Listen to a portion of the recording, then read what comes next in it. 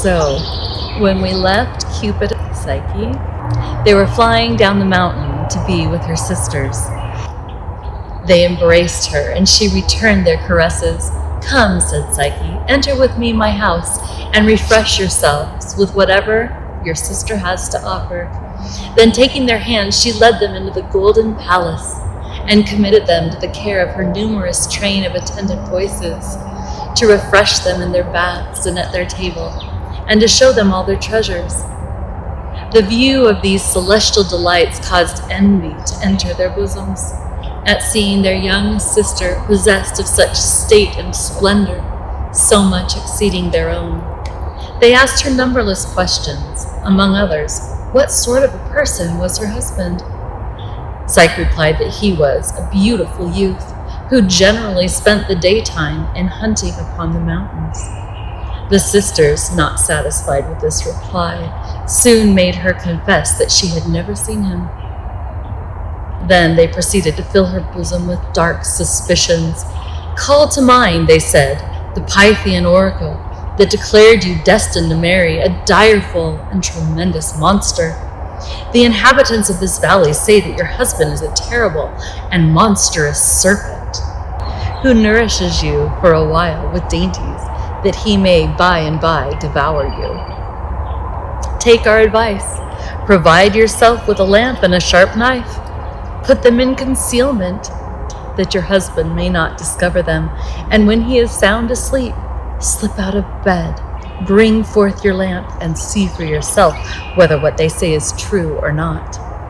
If it is, hesitate not to cut off the monster's head, and thereby recover your liberty." Psyche resisted these persuasions as well as she could, but they did not fail to have their effect on her mind. And when her sisters were gone, their words and her own curiosity were too strong for her to resist. So she prepared her lamp and a sharp knife, and hid them out of sight of her husband.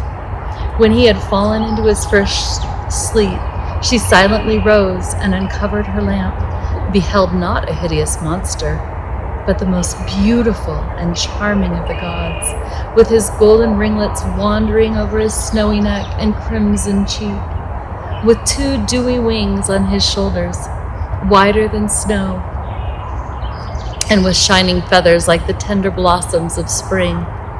As she leaned the lamp over to have a nearer view of his face, a drop of burning oil fell on the shoulder of the god, startled, with which he opened his eyes and fixed them upon her.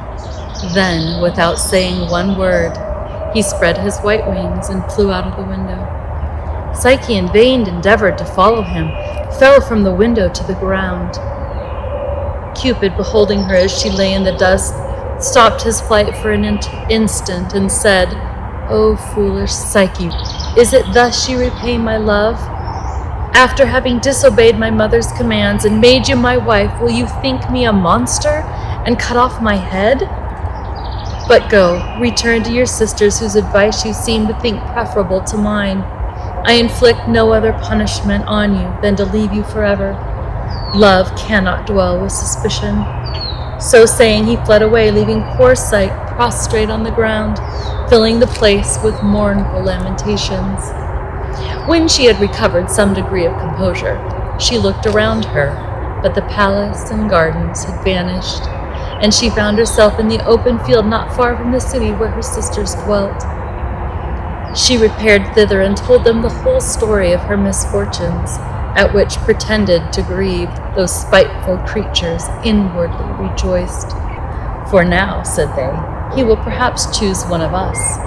With this idea, without saying a word of her intentions, each of them rose early the next morning and ascended the mountain, and having reached the top, called upon Zephyr to receive her and bear her to his lord. Then leaping up, and not being sustained by Zephyr, fell down the precipice and was dashed to pieces. Psyche, meanwhile, wandered day and night without food or repose in search of her husband. Casting her eyes on the lofty mountain, having on its brow a magnificent temple, she sighed and said to herself, "Perhaps my lord, my love, inhabits there," and directed her steps thither. She had no sooner entered than she saw heaps of corn, some in loose ears and some in sheaves with mingled ears of barley. Scattered about lay sickles and rakes and all the instruments of harvest, without order, as if thrown carelessly out of the weary reaper's hands in the sultry hours of the day. This unseeming confusion the pious Psyche put an end to by separating and sorting everything to its proper place and kind, believing that she ought to neglect none of the gods, but endeavor by her piety to engage them all in her behalf.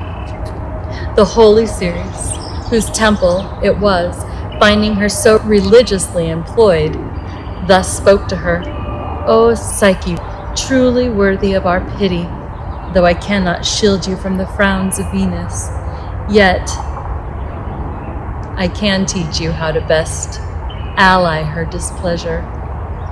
Go then, voluntarily surrender yourself to your lady and sovereign, and try by modesty and submission to win her forgiveness. Perhaps her favor will restore you, the husband you have lost." Psyche obeyed the commands of Ceres and took her way to the temple of Venus, endeavoring to fortify her mind and thinking of what she should say and how she should best propitiate the angry goddess, feeling that the issue was doubtful and perhaps fatal. Venus received her with angry countenance. "Most undutiful and faithless of servants," said she, "do you at last remember that you really have a mistress? Or have you rather come to see your sick husband, yet suffering from the wound given him by his loving wife? You are so ill-favored and disagreeable that the only way you can merit your lover must be by dint of industry and diligence. I will make trial of your housewifery."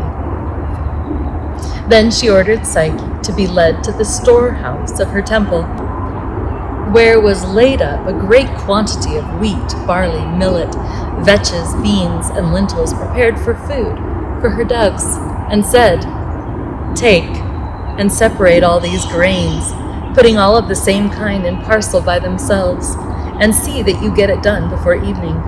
Then Venus departed and left her to her task. But Psyche, in perfect consternation at the enormous work, sat stupid and silent, without moving a finger to the inexorable heap. While she sat despairing, Cupid stirred up the little ant, a native of the fields, to take compassion on her. The leader of the anthill, followed by whole hosts of his six-legged subjects, approached the heap, and with the utmost diligence, taking grain by grain, they separated the pile, sorting each kind to its parcel, and when it was all done, they vanished out of sight in a moment. Thanks for being with me in this beautiful place with these beautiful words and these magical moments. We'll see you next week.